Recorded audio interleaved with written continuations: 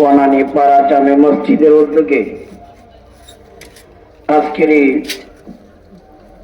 বার্ষিক ওয়াজ মাহফিলের অত্যন্ত শ্রদ্ধেভাজন সভাপতি সাহেব দামাত বারাকাতুহুম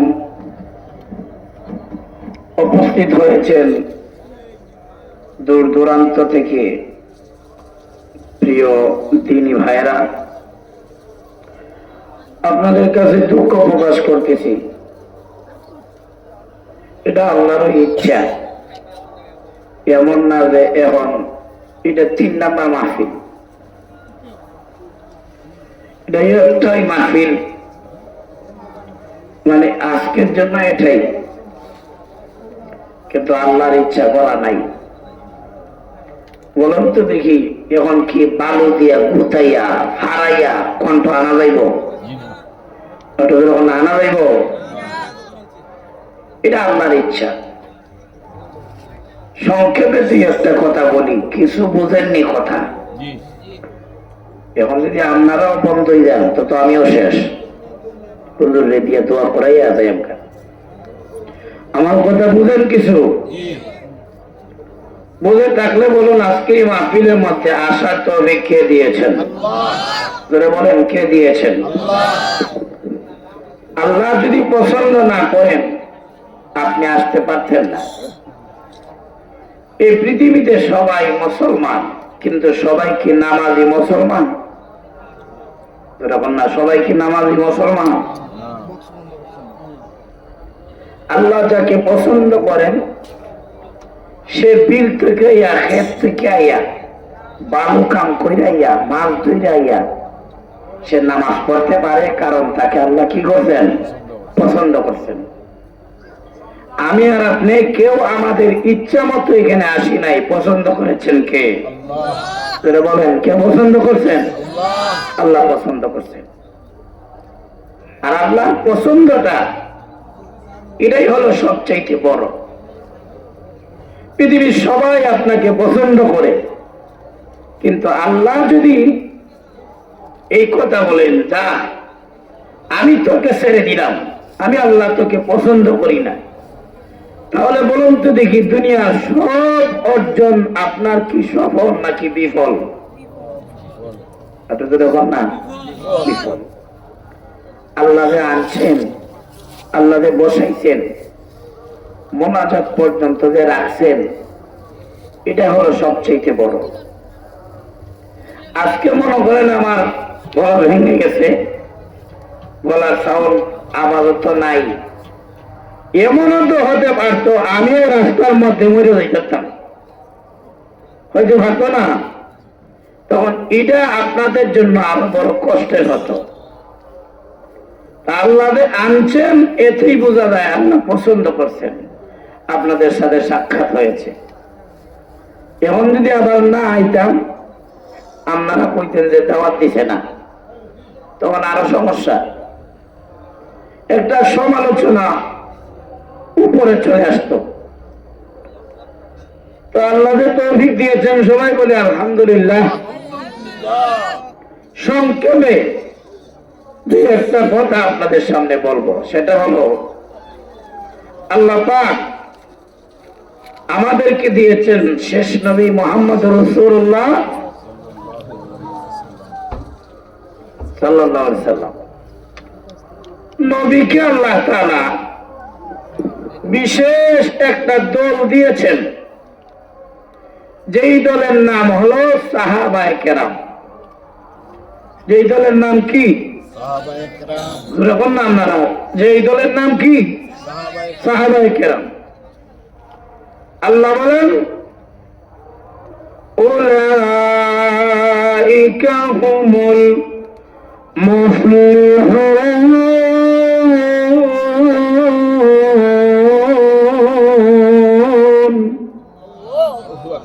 আল্লাহ বলেন, এমন সাহাবীর জামাত দিলাম যারা হলো সফল কাম। সুবহানাল্লাহ বলেন। উলাইকা হুমুল মুহতাদুন।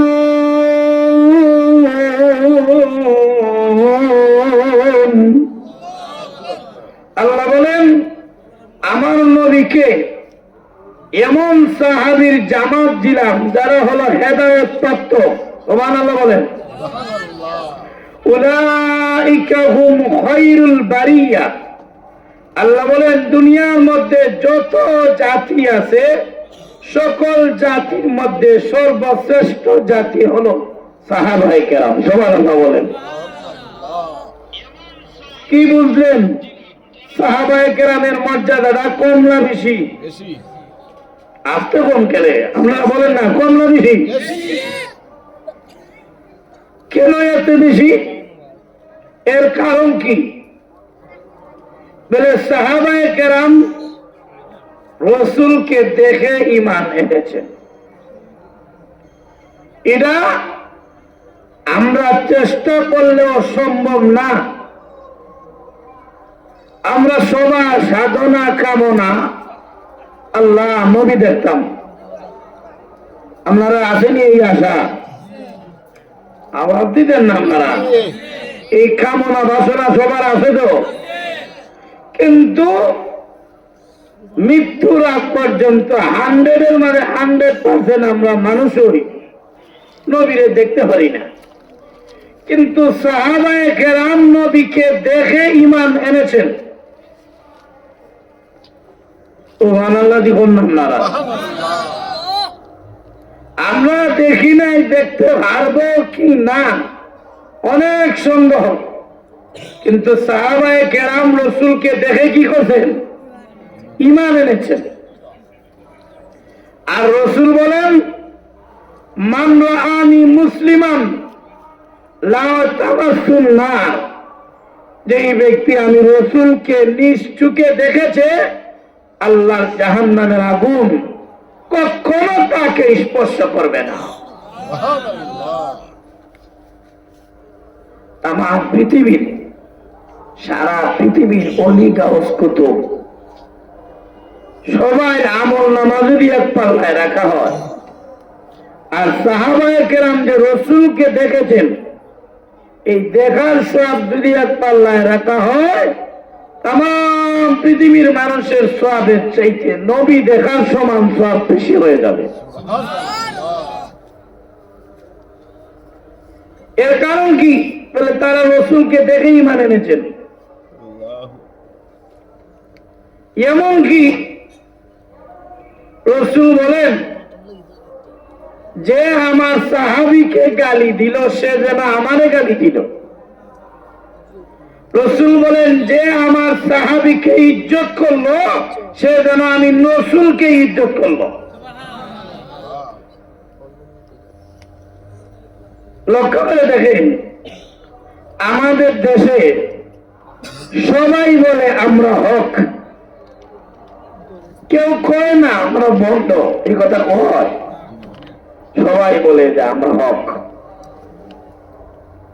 যারা গাঁজা খায় তারা হয় হক, এটা যেরকম না। যারা বিড়ি সিগারেট টানে তারাও কয় হক, যারা উরুস করে তারাও কয় হক, যারা গান বাজনা করে তারাও কয় হক। সবাই বলে আমরা হক। কে হক কে বাতিল এটার মাপকাঠি হলেন সাহাবায়ে কেরাম।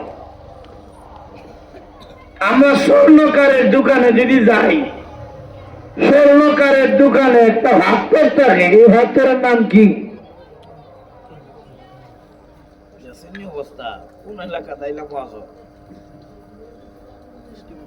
আপনারা আমার কথা বুঝেননি নাকি? বুঝলে দিয়ে একটা কথা কইতাম, হয়তো শেষ করে দিতাম। স্বর্ণকারের দোকানে যে একটা হাতের থাকে এটার নাম কি? যেরকম সবাই মিলা কি হয়তো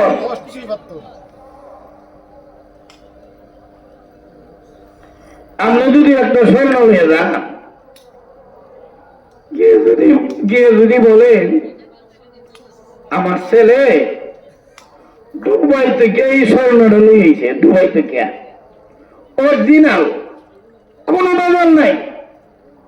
স্বর্ণকার বলবে, বাইনা বলবে যতই লেকচার দেও আমার কাছে একটা হাত আছে, এটা বসা দিয়ে দেখবো।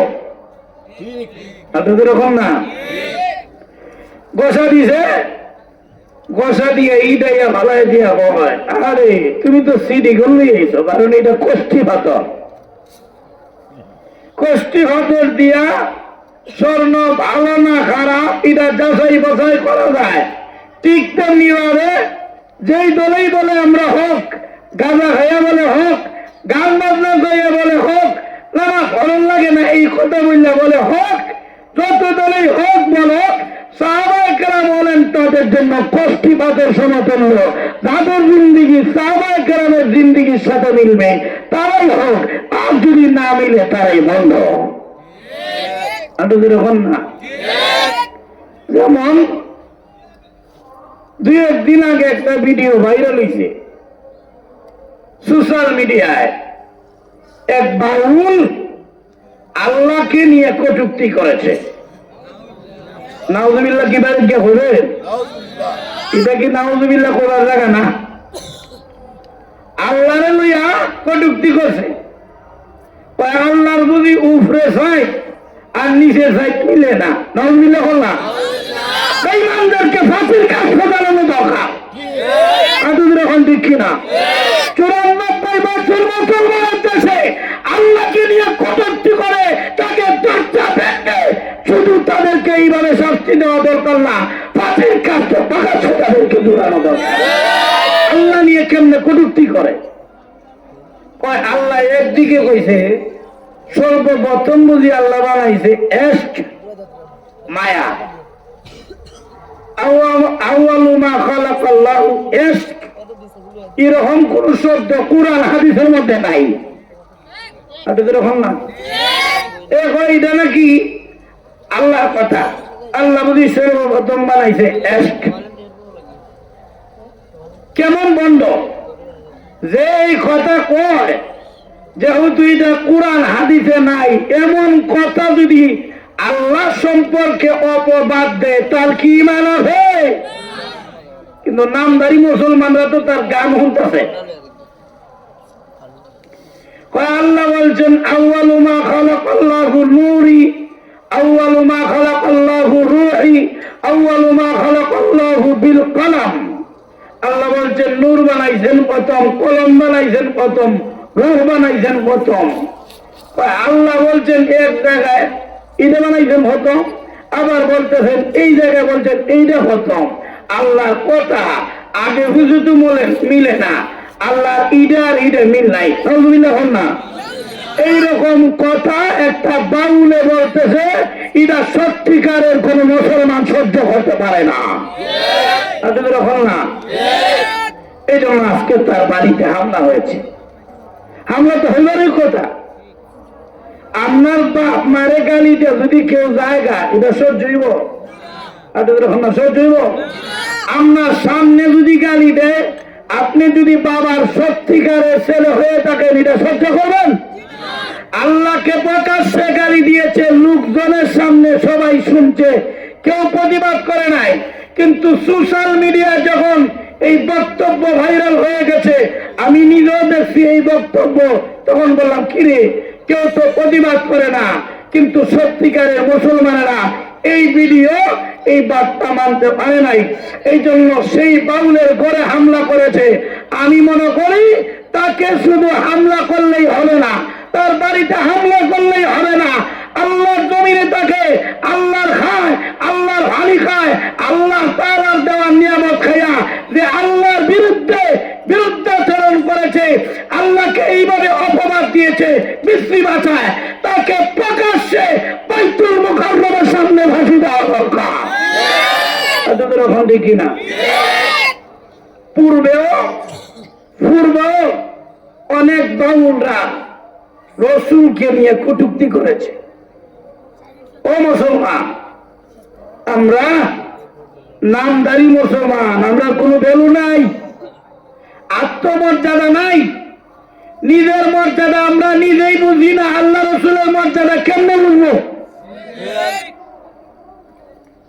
রাস্তা দিয়ে যাইতেছে, বাজারের মাঝখানে বয়ে গেছে, লঙ্গি উড়ে প্রস্তাব করা, নিজের মর্যাদা নিজে বুঝলো?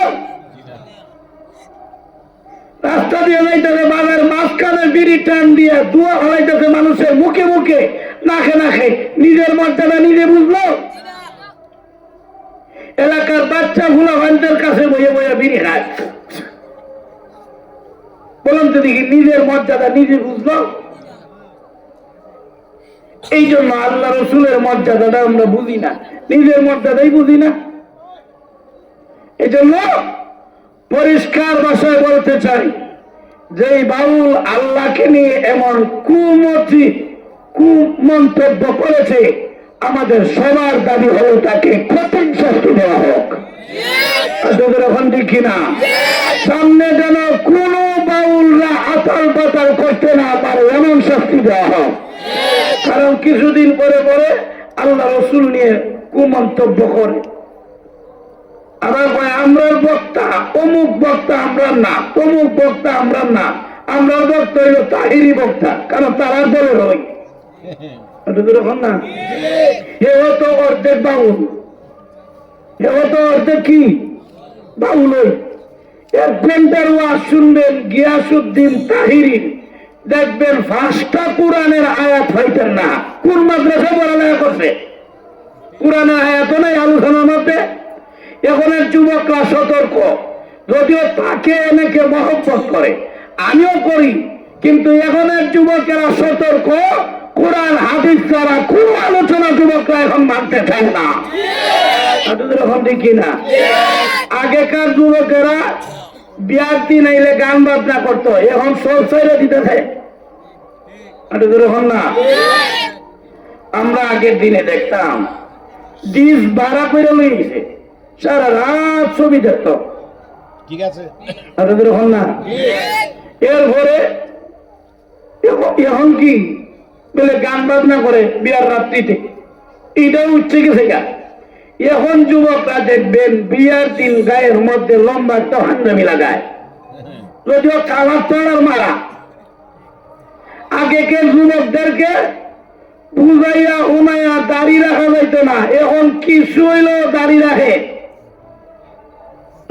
না। এতেই যুবকরা বুঝাইতেছে যে আগের বুকামি এখন আর চলবে না। এখনের যেই দিন আসতেছে, এই দিন হলো যুবকদের দিন। এখনের যেই দিন আমাদের সামনে আসতেছে, এই দিন হলো কোরআনের দিন। এখনের যেই দিন আসতেছে, এই দিন হবে আল্লাহ তাআলার শাসন প্রতিষ্ঠার দিন। এখনের দিন যেই সামনে আসতেছে, সেই দিনটা হবে আল্লাহর জমিনে আল্লাহর দিন বাস্তবায়ন করার প্রতিযোগিতা। এখন দেখি না, আল্লাহর জমিনে আল্লাহর দিন বাস্তবায়ন হোক, সবাই চাই কি চাই না? তোমার আমার সাহাবায়ে কেরাম বলেন, হক বাতিল পার্থক্য করবো আমরা কেমনে? সাহাবায়ে কেরাম দিয়া বলে নবী দিয়ে আমরা হক বাতিল পার্থক্য করতে চাই, রসুল দিয়ে ভাববেন না।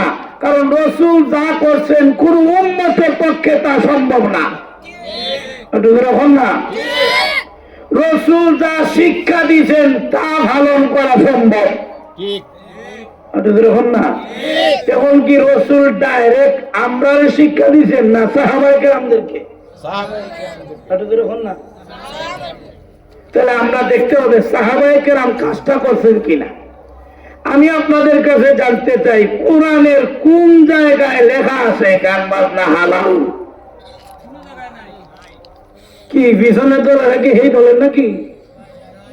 কোরআনের কোন জায়গায় আছে গান বাজনা হালাল?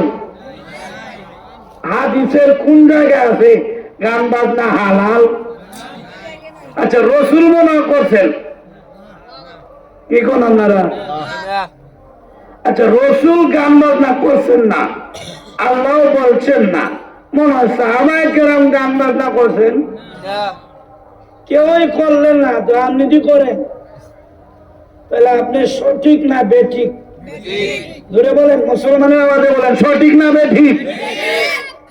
কারণ সাহাবায়ে কেরাম তো তা করেন নাই। সাহাবায়ে কেরাম করছেন কি? নিশিরাতে গান গাইছেন না, নিশিরাতে সাহাবায়ে কেরাম পেট পয়লা শিক্ষা দিয়েছেন, এইটা হলো নবী শিক্ষা। এটা তো রকম না। বলেন তো দেখি, আবু বকর সিদ্দিকের মতো দামি কোন সাহাবী আছে? নাই। আসতে কইলেন, দামি কোন সাহাবী আছে? আবু বকর সিদ্দিক বলেন, আমি কবরস্থানের পাশে দাঁড়ায় দাঁড়ায় কান্দি, এমন জোরে কান্দা, সাহাবায়ে কেরাম কান্নার আওয়াজ শুনে গেছেন।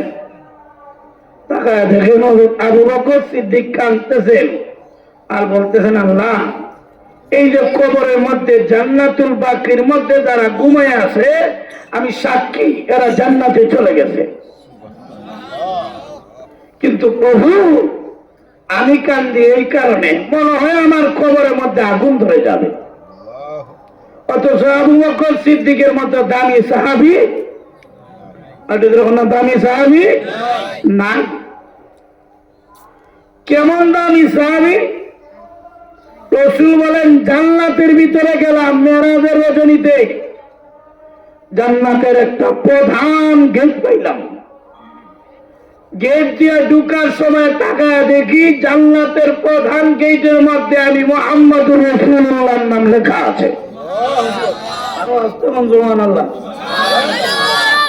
আরো ভিতরে ঢুকলাম, তাকায় দেখি জান্নাতের নহরের গেটের মধ্যে আমি নবীর নাম লেখা। জান্নাতের বাগানের গেটের মধ্যেও আমি নবীর নাম লেখা। একেবারে জান্নাতের প্রতিটি পাতায় পাতায় আমি নবীজি আমার নাম দেখেছি। উম্মত শোনো, আমার নামের নিচে আমার আবু বকর সিদ্দিকের নামটাও দেখেছি। তাহলে দাম কম না বেশি? এখন না গান করছেন, গান করছেন। হযরত ওমর সম্পর্কে রাসূল বলেন, আমি রাসূলের কোন জিনিসের প্রতি লোভ নাই। এটা বিশ্বাস করেন? নবীর কোন লোভ আছে? সুলাইমান নবীকে আল্লাহ বাদশাহী দিছিলেন কি দিছিলেন না? তাহলে কি আমরা নবী নিতে পারতাম না? আল্লাহ বলছেন, নবী, উহুদ পাহাড়টা স্বর্ণ বানায় দেই, আপনারে দিয়ে দিয়াম। রাসূল বলেন, আল্লাহ, বাদশাহী দরকার নাই, গোলামি আমার দরকার। এজন্য আমাদের নবী হলেন আবদুহু ওয়া রাসূলুহু। আমাদের নবী হলেন কার গোলাম? আল্লাহর গোলাম এবং রাসূল। তাহলে বোঝা যায় রাসূলের কোন জিনিসের প্রতি লোভ লাগার কথা না। রাসূল বলেন, উম্মত শোনো, জান্নাতের ভিতরে আমি নবীজি যখন মেরাজের রজনীতে গেলাম, একটা জান্নাত দেখে আমি নবীজির লোভ লেগে গেছে। সুবহানাল্লাহ বলেন। জান্নাতটা এত সুন্দর, আমি নবীর কি লেগে গেছে? লোভ লেগে গেছে। এক পা দুই পা করে সামনে আগাই আর জিজ্ঞাসা করি, ও ফেরেশতারা, এই জান্নাত আল্লাহ কার জন্য বানাইছেন বলো? ফেরেশতারা বলেন, আল্লাহ নবী, এই জান্নাত আল্লাহ বানিয়েছেন এক আরবীর জন্য। রাসূল বলেন, আনা আরবী, আমিও তো আরব দেশের লোক, আমার লাগে নাকি? সুবহানাল্লাহ। রাসূল বলেন, আমার জন্য নাকি? আমিও তো আরবী। না নবী, আপনার জন্য না। আবার জিজ্ঞাসা করেন, তাহলে কার জন্য? বলে, এক কুরাইশির জন্য। রাসূল বলেন, আনা কুরাইশি, আমিও তো কুরাইশি, আমার জন্য নাকি? বলে, না, আপনার জন্য না। তাহলে কার জন্য? বলে, এক যুবকের জন্য। রাসূল বলেন, আমিও তো বুড়ো হইছি না, আমিও তো যুবক। সুবহানাল্লাহ দিয়ে আপনারা করেন না? না মহিলারা বুঝতে হবে? দূরে সেরকম সুবহানাল্লাহ বলে না, হুজুর আপনার লাগে না। রাসূল বলে, ও ফেরেশতারা, আরবি বলো, কুরাইশি বলো, যুবক বলো, নামটা কেন বলো না? আল্লাহ কার জন্য বানাইছেন এই জান্নাত? নাম কি জানা নাই? ফেরেশতারা বলেন, অবশ্যই নাম জানা আছে। এই জান্নাত আল্লাহ বানাইয়া পরিষ্কার ঘোষণা দিয়েছেন, জান্নাতের ফেরেশতারা, খাদেম খুদ্দামেরা, হুরে গিলমারিরা, সাক্ষী থাকো আমি আল্লাহ এই জান্নাত বানাইছি ওমর ইবনে খাত্তাবের জন্য।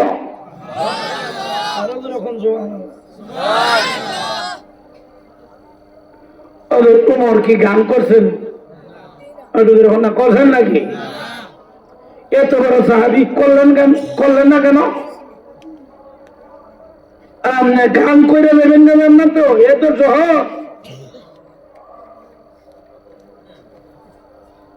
হযরত বিলাল সম্পর্কে রাসূল বলেন, ও বিলাল, তুমি তাকো ফরসে কিন্তু তোমার মর্যাদা আল্লাহর আরশে। আরো জোরে বলেন। রাসূল বলেন, বিলাল তুমি লোকটা কালো, এই জন্য মানুষ তোমারে বলে তুমি হইলা কালো কাউয়া। নাউজুবিল্লাহ কি কইতেন না? গোলামের ঘরে গোলাম তোমারে বলে।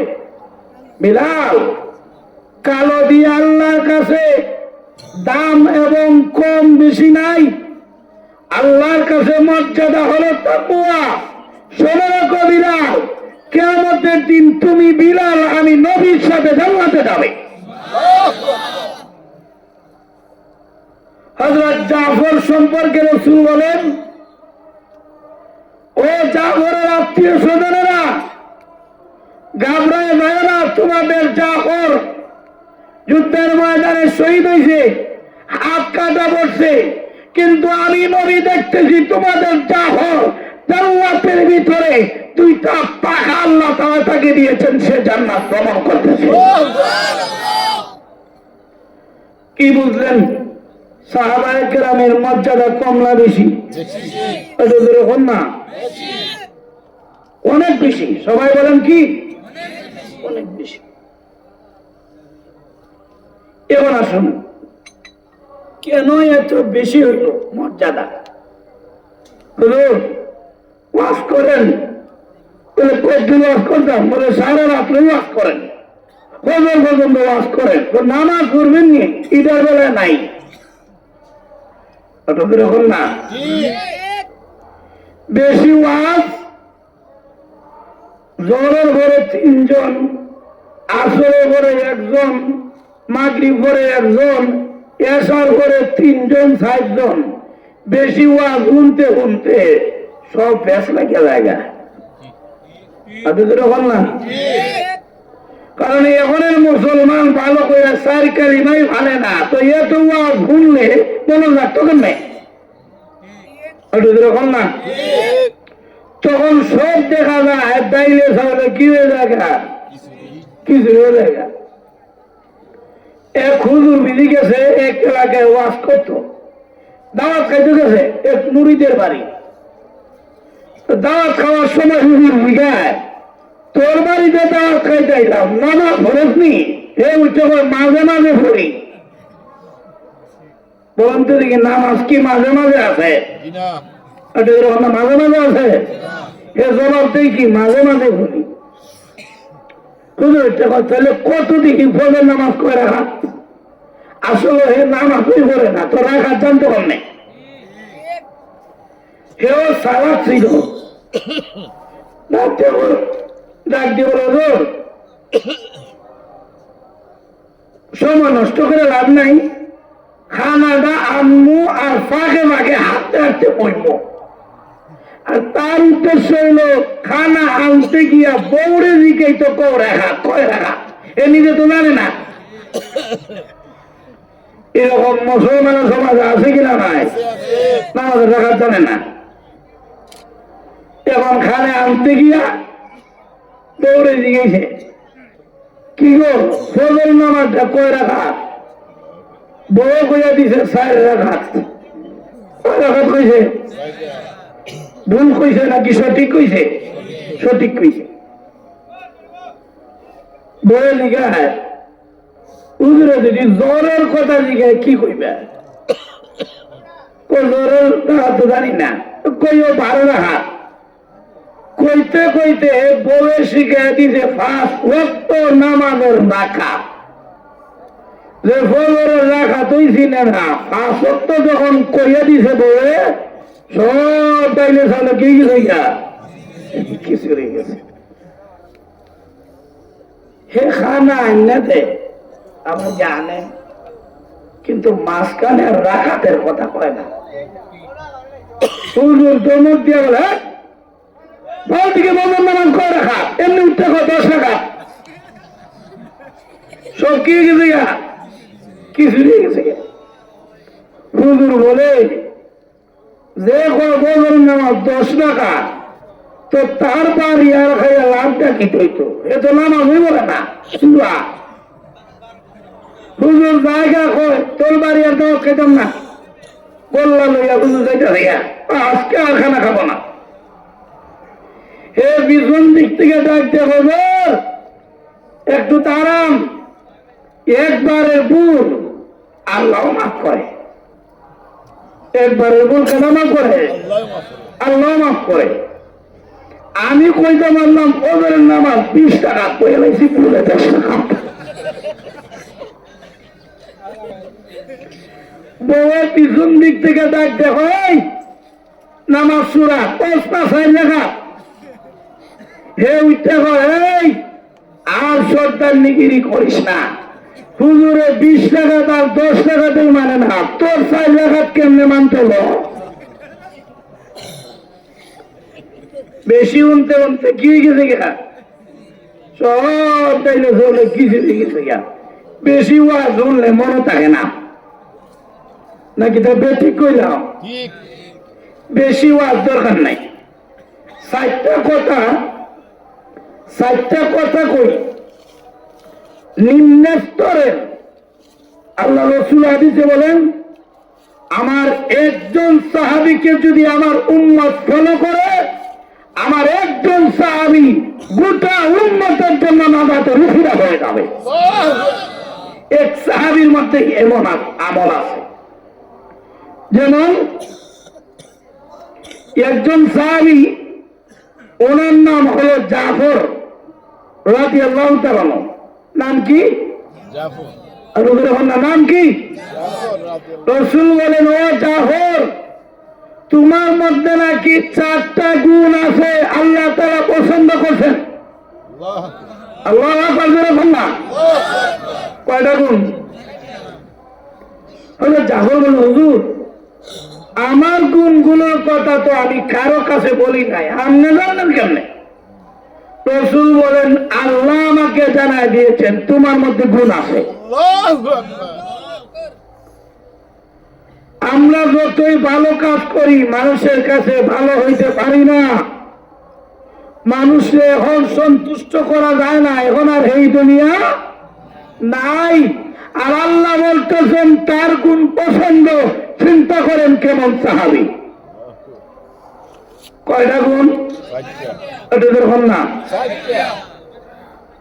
যুবক ভাইরা শুনো, মুখের কথা না, যদি মানো তোমার লাগে ফায়দা, আর যদি না মানো গোটা জিন্দেগি এইরকম ওয়াজ শুনলেও হেদায়েতের পথে আসতে পারবে না। যে মানে যে বুঝতে চায় তার জন্যই ওয়াজ, এটা দেখুন না। ও ভাই যে মন থেকে বুঝতে চায় না তারে সারা জীবন ওয়াজ করলে হে কাল নয়, এটা দেখুন না। শুনেন ওই সাহাবীর 4টা গুণ গুরুত্ব সহকারে শুনেন, যার গুণ পছন্দ করছেন কে? আমরাও যদি মানি এই গুণওয়ালা মানুষকে পছন্দ করতে পারেন কে? হুজুর বলেন জাফর তোমার মধ্যে কি গুণ আছে? হযরত জাফর বলেন 1 নম্বর গুণ নবী আমার এই চেহারা জিন্দেগিতে ইসলাম গ্রহণের আগে এবং পরে এই চেহারা আল্লাহ ছাড়া কোন মাখলুকের সামনে সম্মানের জন্য ওঠানোতে পারি নাই। এই চেহারাটা বানাইছেন কে? আসতে বলেন আল্লাহ। ফেরেশতারা সব বানাচ্ছে। আল্লাহ রাব্বুল আলামিন বলেন, ও ফেরেশতারা, সব তোমরা বানাও, কিন্তু আমার বান্দার চেহারাটা বানাও না। আমি আল্লাহ নিজ হাত দ্বারা আমার বান্দার চেহারা বানাবো। আল্লাহ এই চেহারাটা সুন্দর করে বানাইছেন। আল্লাহ এই চেহারাটা নিজের হাতে বানানোর কারণে পৃথিবীর একজন মানুষের চেহারা আর একজনের সাথে মিলে না। না বাচ্চা ফেস লাগে না। এখানে আপনারা অনেকেই আছেন, একজনের চেহারা কি আর একজনের সাথে মিলে? ফেস লাগার কোন সম্ভাবনা আছে? নাই। এক বাবার ঘরে 5-7 জন সন্তান জন্মগ্রহণ করে, কোনদিন কি ফেস লাগে? না লাগে নাকি? আল্লাহ চেহারাটারে আল্লাহ নিজ কুদরতি হাত দ্বারা বানাইছেন। আর এক একজন মানুষের চেহারার মধ্যে আলাদা আলাদা আকর্ষণ দিয়ে রাখছেন। না কি গো, তোমার জামাই আছে নি? বেলা আমার জামাই আছে। কইটাহে? বিদেশ থাকে। কালা জামাই বাদ দিতারে না? বিদেশ গেছে গেলাইয়া হোক, আমারটা কালা, এটাই আমার কাছে সোনার টুকরা পালা। এখন না আমারটাই আমার কাছে সুন্দর, আরেকজনের কাছে কি কথা? তো প্রত্যেকটা স্ত্রীর কাছে তার স্বামী ভালো। আমার চাইতে অন্য লোক বেশি পছন্দ করে না। অন্য মহিলা যারা স্বামীর চাইতে অন্য লোকরে বেশি পছন্দ করে, এই মহিলা সত্যিকারের মহিলা নাই, বলে বদমাশনি। না যেই মহিলা স্বামী বাড়িতে রাইখা, স্বামী তার নিজের আয়ত্ত স্বামী রাইখা, যেই মহিলা অন্য পুরুষের সাথে ট্যাঙ্কি মারে, মোবাইলে কথা মারে, ফিল্ডিং মারে, ওই মহিলা কখনো সত্যিকারের মহিলা হতে পারে না। অবশ্যই ওই মহিলার মা বাবার মধ্যে কোনো সমস্যা ছিল। না তো প্রত্যেকটা স্ত্রীর কাছে তার স্বামীর চেহারাই সুন্দর। 4-5টা ফুল হয়েছে কালা, 4-5টা ফুলা কালো হয়েছে। অন্যের ফুলা সুন্দর, কিন্তু নিজে না খায়া নিজের ফুলারে খাওয়ায়। অন্যের সুন্দর তীরে কি করে না? খাওয়ায় না। কারণ যত অন্যের ছেলে সুন্দর হোক না কেন, আমারটা আমার কাছেই সুন্দর। এরকম না? এই আলাদা আলাদা ভাবে প্রত্যেকটা মানুষের চেহারার মধ্যে, প্রত্যেকটা মানুষের নাকের মধ্যে, প্রত্যেকটা মানুষের চোখের মধ্যে, চেহারার মধ্যে এই আলাদা আলাদা আকর্ষণ দিয়েছেন। তিনি কে? ধরে বলেন তিনি কে? আল্লাহ তাআলা এই চেহারাটা বানাইছেন কি দিয়া? নিজ হাত দিয়া। কি দিয়া বানাইছেন? না কি দিয়া বানাইছেন? চেহারার মধ্যে এই কপালটা আছে কিনা? নাই। না কপালটা আছে কিনা? না। হযরত জাফর বলেন, যেহেতু আল্লাহ নিজ হাত দিয়া আমার এই চেহারাটাকে বানাইছেন, এই জন্য আল্লাহ ছাড়া কোন মাখলুকের সামনে আমি এই চেহারা মতো করি নাই। সুবহানাল্লাহ বলে। আল্লাহ ছাড়া এই চেহারা যদি অন্য কোন মাখলুকের সামনে সম্মানে নত হয়, গুনাহ হলে শিরিক। গুনাহ কি হবে? বিভিন্ন প্রয়োজনে মাথা নুইতেই পারে। যেমন আপনি গাছ কাটবেন, গাছ কাটার সময় কি মাথা নোয়া লাগে না? না গাছ কাটার সময় যে মাথা নোয়াইলেন, এটা কি দরকারে নাকি সম্মানে? না জুতা ফিতা বাঁধার সময় মাথা নোয়াইলেন, এটা কি জুতার সম্মানে নাকি দরকারে? ধান কাটার সময় আপনি মাথা নোয়াইলেন, এটা কি দানের সম্মানে না দরকারে? দরকারে। হাজার জায়গায় মাথা নোয়া যায়, কিন্তু সম্মানে আল্লাহ ছাড়া এই মাথা অন্য কোনো মাখলুকের সামনে নত করা যায় না। যদি নত করেন তাহলে গুনাহ কি হবে? না গুনাহ কি হবে? ইন্নাল্লাহা লা ইয়াগফিরু আন ইউশরাকা বিহি ওয়া ইয়াগফিরু মা দুনা ذلك لمن يشاء। আল্লাহ ইচ্ছে করলে মানুষের গুনাহ মাফ করতে পারেন, নাও মাফ করতে পারেন, এটা আল্লাহর ইচ্ছা। কিন্তু শিরিক করলে আল্লাহ মাফ করবেন না। নাউযুবিল্লাহ।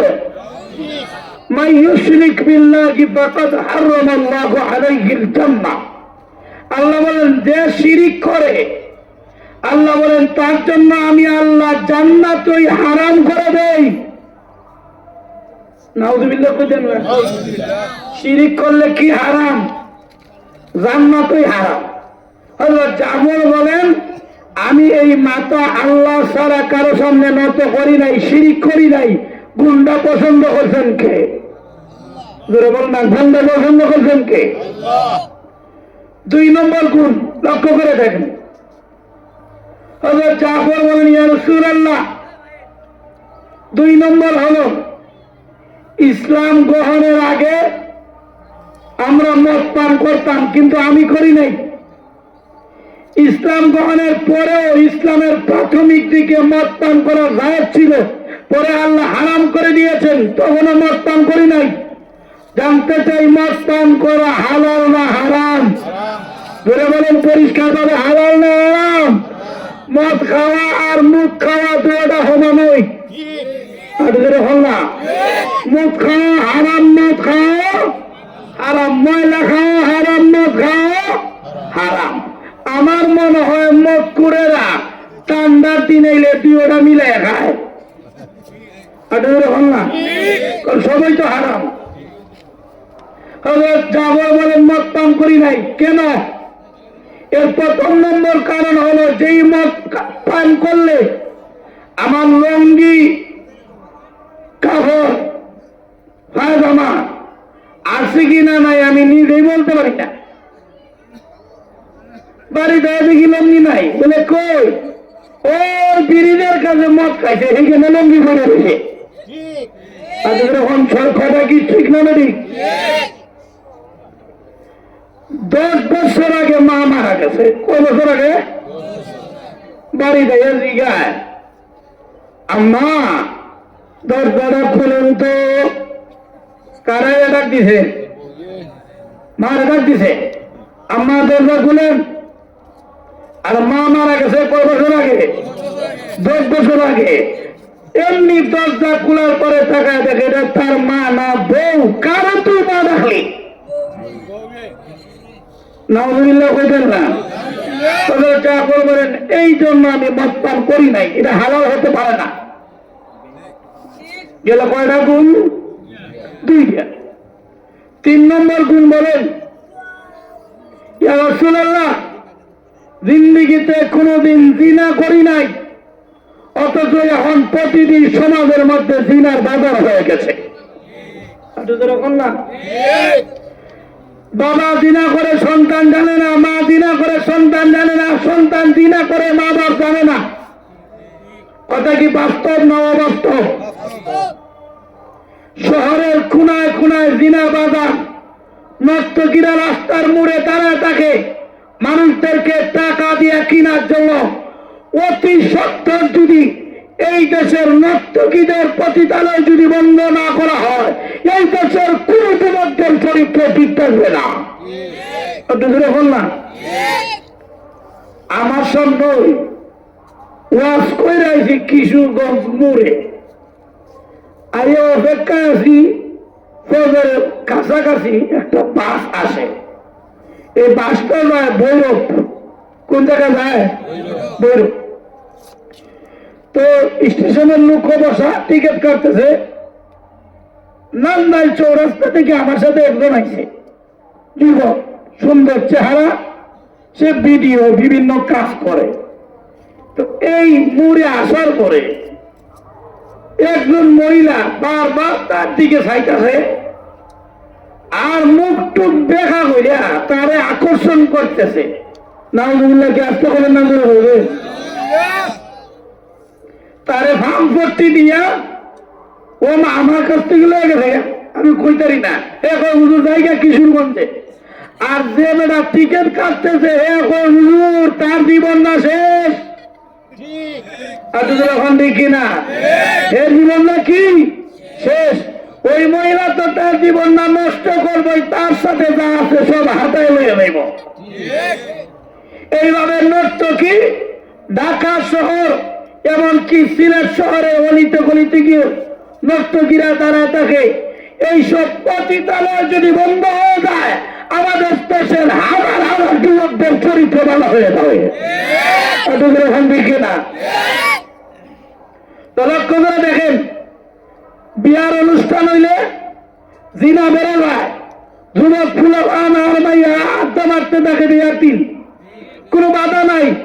এমনকি বাবাও তার মাইয়ারে নিয়ে, উপযুক্ত মাইয়ারে নিয়ে গেইডের কাছে দাঁড় করায় দেয় আর কয় আমার মাইয়ার বিয়ার বয়স হইছে না, অথচ 1 বছর পরে আবার বিয়া দিয়ে দেয়। তো বয়স হইছে না কেমনে?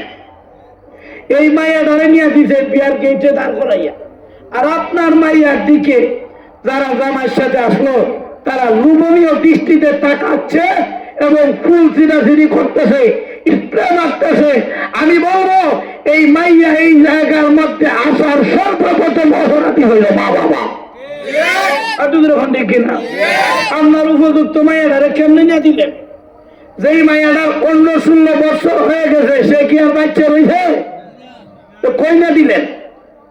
বিয়ের রাত্রিতে লাইট জ্বালাইয়া এইভাবে মেয়ে ছেলে চলাফেরা করতেছে। বিয়েটা কেমন জানি এবাদতের চাইতে এখন গুনার বাজার হয়ে গেছে। তো এইভাবে জিনা চলতেছে, প্রতিদিন জায়গায় জায়গায় জিনা চলতেছে। জাফর বলেন, ইসলাম গ্রহণের আগেও জিনা করি নাই, পরেও জিনা করি নাই। এই গুণটা পছন্দ করছেন কেউ? কয়টা গুণ গেছে? 3টা। 4 নম্বর গুণ হলো জাফর বলেন, হুজুর জিন্দেগিতে কোনদিন আমি জাফর জিন্দেগিতে কোনদিন মিথ্যা কথা বলি নাই, পরন্তু দেখি সত্যবাদীর চাইতে দুনিয়াতে মিথ্যাবাদী আপাতত কমলা বেশি। মিথ্যা ফুলায় গিয়া আমার কাছে মিথ্যা কথা কইতেছে, আর মা হয় আমার হুতে গিয়া মিথ্যা কথা কইব। মাইয়া ঘুমাইয়া ঘুমাইয়া অন্য পুরুষের সাথে কথা কইতেছে, আমার মাইয়া কি মিথ্যা কথা কইব? এমন বিশ্বাস করতে করতে দেখা যায় মাইয়াও বাজ্য হয়ে গেছে, ফুলাও বাগাইয়া লই গেছে, বিশ্বাস করে না। কি বুঝে যে মা বাবা বুঝা যায়? একটা গরুর খামার ঘরের মধ্যে দিয়ে রাখছে, 3টা-4টা রুম বানাইছে। এক কোনার মধ্যে বাপ, আরেক কোনার মধ্যে মা, আরেক কোনার মধ্যে হুলা, আরেক কোনার মধ্যে মাইয়া, আরেক কোনার মধ্যে হুতের বউ। বোঝা যায় গরু সকলের বাজার সব, আর সবগুলো মোবাইল নিয়ে বই রয়েছে। এখন দেখি না আর নামাজ রোজা তো নাই। এইভাবে মা বাবার অসতর্কতার কারণে বাচ্চা কাচ্চাগুলো নষ্ট হয়ে যাচ্ছে। এখন না মিথ্যার সরাসরি সমাজের মধ্যে সব জায়গায় মিথ্যা কথা কর। বেঈমানের দলের কাছে যদি ইমামের বেতন খুঁজবার লেগে যায়, যে বেতন খুঁজতে যা তারে কিস্তির সময় আইছে, বুঝা যায় এটা আল্লাহর একটা ফরজ বিধান আইছে। এখন না এই সপ্তাহ কিস্তি আছে, বুঝা যায় ফরজ কাম আছে। আর এমন অবস্থা করছে কিস্তি আনতে আনতে এখন তো এমন সমাজ হইছে, নারীর কাছে কিস্তি দেয়, পুরুষের কাছে দেয় না। আপনার মেয়েরে, আপনার পুত্রের বউরে, আপনার বউরে ঘর থেকে বের করার সত্যন্ত করতেছে এনজয়রা। এখন দেখি না মুসলমান নারীর অবস্থান হবে ঘরে, ঘোষণা কার? আল্লাহ কোরআনে বলছেন যে কোন মুসলমানের ঘরে ঘুরতে হইলে, যদি ঢুকতে হয় তাহলে সর্বপ্রথম সালাম দিতে হবে। 3 বার সালাম দেওয়ার পরে যদি মুসলমানের ঘর থেকে কোনো আওয়াজ না আসে, এই ঘরে ঢুকার কোনো অনুমতি নাই। আর আপনি এমন অভ্যস্ত করছেন, আপনার বউরে কিস্তির বেলাইতে খুব ভালো করে রয়েছেন। আয়া ডাক দেশ কিনা বাড়ি আসেননি গো, এটা কইতে কইতে ঘরের ভিতরে ঢুকে জায়গা। এইভাবে আপনার স্ত্রীদেরকে কিস্তির লোকদের সামনে নিয়ে দিতেছেন, খুব সব হইতেছে, সব হইতেছে নাকি? প্রতিদিন চাওয়ায় চাওয়ায় কবিরা গুনাহ হচ্ছে, অথচ আপনি বাবা হইয়া, আপনি স্বামী হইয়া তা সহ্য করতেছেন। আপনার তো কচু গাছের সাথে মাস লাগে মরা দরকার। তো মিথ্যার অভাব নাই। বেতন লেগে গেলে কিস্তি আছে, বেতনের সাথে কিস্তির কি সম্পর্ক? ইমামের বেতন দেওয়া, ইমাম মসজিদকে খাওয়ান দেওয়া, এটা আল্লাহর পক্ষ থেকে বিশদ নিয়ামত ছাড়া কারো পক্ষে সম্ভব না। সবার টাকা সব জায়গায় লাগে না, কারো টাকা আছে কিন্তু গান বাজনায় লাগে, আর কারো টাকা কম কিন্তু মসজিদে ইট কিনে দেয়। হয়তো এরকম না? দেখবেন মিথ্যা কথা কইতে কইতে সবার সাথে কয়, এমনকি হুজুরে হাতে হাত রেখেও মিথ্যা কথা কয়। আমি একজনের দিকে গেলাম, কি হবো তুমি গাঁজা খাওনি? হে উইটা হুজুর জিন্দিগিতে গাঁজা খাই না। আমি কই বিশ্বাস করতাম কেমনে? মসজিদের সামনে গিয়ে আঙ্গুল দিয়ে ইশারা দিয়ে হুজুর জিন্দিগিতে গাঁজা খাই না। মসজিদের দিকে ছায়া কইছে। তার বন্ধু আরেক ড্রাইভারের গেলাম, হে বুঝি গাঁজা খায় না? ওইটা হুজুর আপনি কি কোন হে গাঁজা খায় না? কোন এ কত গাঁজা করে নাকি দেখো। এমন বেঈমান আছে কিনা নাই? মিথ্যাবাদী এমন আছে কিনা নাই? মিথ্যাবাদীদের উপরে কার লানত? আপনাদের এখন না কার লানত? জাফর বলেন মিথ্যা কথা বলি নাই, তাহলে কয়টা গুণ? আপনাদের এখন না কয়টা গুণ? এই 4টে গুণ আমাদের মানার দরকার আছে কিনা নাই? আমাদের জীবনের মধ্যে এইসব ঘাটতি আছে কিনা নাই? ঘাটতিগুলো পূরণ করার দরকার আছে কিনা নাই? তাহলে সবাই বলেন শিরিক করা যাবে না। আল্লাহ, আমি ভাবছিলাম আমার মনে গলা ভাঙা, আমি দেখি আপনারা লত হই নাই, লত হই না, গলার লত হই নাই, আওয়াজ হই দেন না, নাকি জোরে আওয়াজ টাওয়াজ দিলে মশা ভিতরে ঢুকে যাইব? তো জোরে বলেন শিরিক করা, সবাই বলেন শিরিক করা, মদ খাওয়া, জিনার ধারে কাছে যাওয়া যাবে না, মিথ্যা কথা বলা যাবে না। এই 4 গুণ যদি অর্জন করতে পারেন, পৃথিবীর কোন যুবকদেরকে কোন জালেম সরকার মাথা নত করতে পারবে না। এরকম না? এখন দেখেন রাসূল কি বলেন, আল্লাহ ডেকে ডেকে বলেন, রে জাফর, আমি নবীজি ভেবেছিলাম তোমার চেহারা আর আমার চেহারা মিল, নবীজির চেহারার সাথে কিছু সাহাবীর চেহারা মিলে যেত, যেমন হাসান হোসেন রাদিয়াল্লাহু তাআলা আনহুমা, ওনাদের চেহারা নবীজির চেহারার সাথে মিলে যেত। জাফরের চেহারা আর নবীজির চেহারা কিছু মিল ছিল।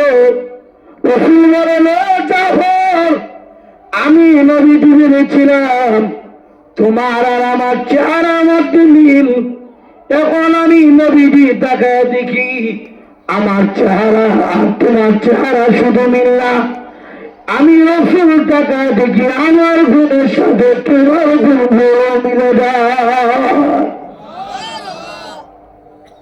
এজন্য বেশি ওয়াজের দরকার নাই। শিরিক করবেন না, মদ খাইবেন না, জুয়া খেলবেন না, গাঁজা খাইবেন না, বিড়ি সিগারেট খাইবেন না, এবং জিনার ধারে কাছে যাইবেন না, মিথ্যা কথা বলবেন না। আল্লাহ যেমন সাহাবীদেরকে সম্মান করেছেন, আমাদেরকেও সম্মান করবেন। যেই জাতি আল্লাহ ছাড়া কারো সামনে মাথা নত করে না, এই জাতির ইজ্জত সম্মান পৃথিবীর কেউ পরিষ্কার করতে পারে না। আপনাদের এখন দেখি না, সাহাবায়ে কেরাম বাড়ি হারিয়েছেন, সাহাবায়ে কেরাম নিজের খেজুরের বাগান হারিয়েছেন, সাহাবায়ে কেরাম সন্তান হারিয়েছেন, সাহাবায়ে কেরাম মা বাবা হারিয়েছেন, এমনকি নিজের প্রাণ হারিয়েছেন, কিন্তু কখনো ঈমান হারান নাই, ঈমান বিসর্জন দেন নাই। মুসলিম সমাজ তোমরা সত্য হয়ে যাও। আগামী দিনে যদি ইমান রক্ষার জন্য জীবন দিতে হয়, কারা কারা জীবন রক্ষায় আমাদের জীবন আল্লাহর দ্বীনের জন্য, ইসলাম রক্ষায়, ইমান রক্ষায় আমাদের জীবন আল্লাহর রাস্তায় কারা কারা দিতে রাজি আছেন? হাত তুলে দিয়ে দেখায় না। আল্লাহ তৌফিক দান করুন, সবাই বলি আমিন। সেই সাহাবায়ে কেরাম সম্পর্কে আল্লাহ বলছেন রাদিয়াল্লাহু আনহুম ওয়া রাদু আন। সাহাবায়ে কেরামের প্রতি খুশি কে? আর বলেন খুশি কে? আল্লাহ তাদের প্রতি খুশি, সাহাবায়ে কেরাম আল্লাহর প্রতি খুশি। আল্লাহ বলেন যালিকা লিমান খাশিয়া রাব্বা।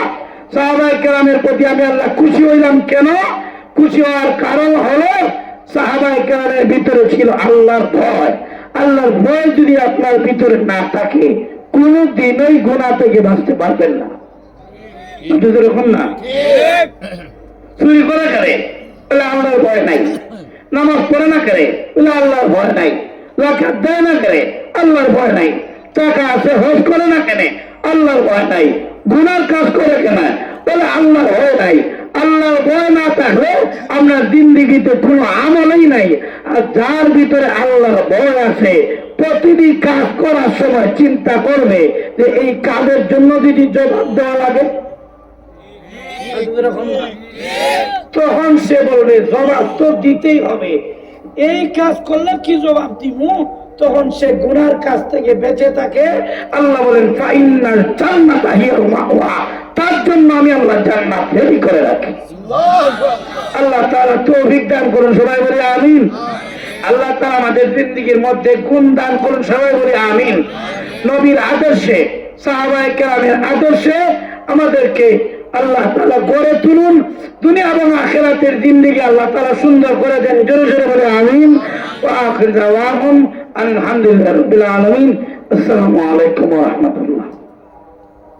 ও মাসুমের মানুষ কো ওই ইমাম সাহেব হুজুর কিছু কইবেন কি কয়?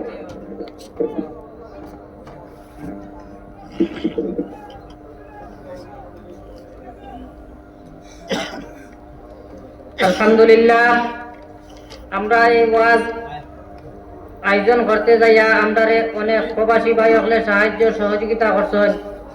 যে সমস্ত ভাই হল আমরা প্রবাস থেকে সাহায্য করছেন, রেজাউল করিম পাঁচ প্রবাসী 10,000 টাকা, তারেক মিয়া গিরিশ প্রবাসী 10,000 টাকা, তারেক মিয়া গিরিশ থেকে তুলে সাহায্য সাদা কইরা তাই দিয়েছেন আরো 22,010 টাকা।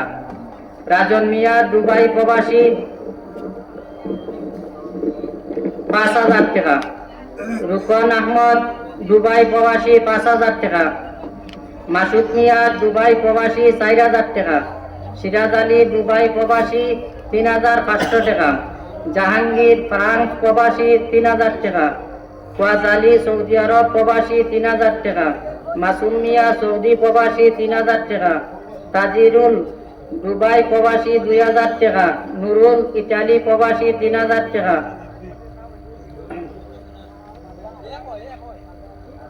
আফজাল দুবাই প্রবাসী 2,000 টাকা, আলিম ইটালি প্রবাসী 2,000 টাকা, সুজন ফ্রান্স প্রবাসী 2,100 টাকা,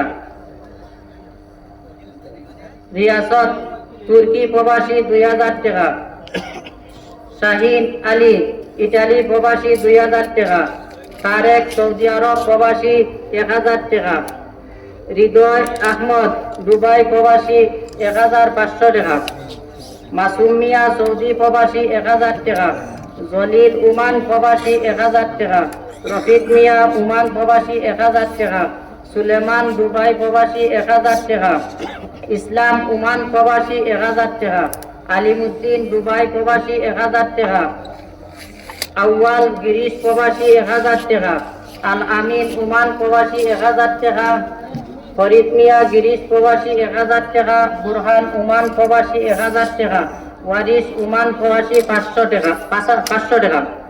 আরো দেশ থাকি অনেক ভাই হল সাহায্য সহযোগিতা করছেন, অনেক মা বোন হল চাউল টাকা পয়সা দেওয়া সহযোগিতা করছেন। হযরতের কাছে আবেদন, ওই এলাকার প্রবাসী এবং জিন্দা মুর্দা দেশ বিদেশে সবার জন্য দোয়ার দরখাস্ত।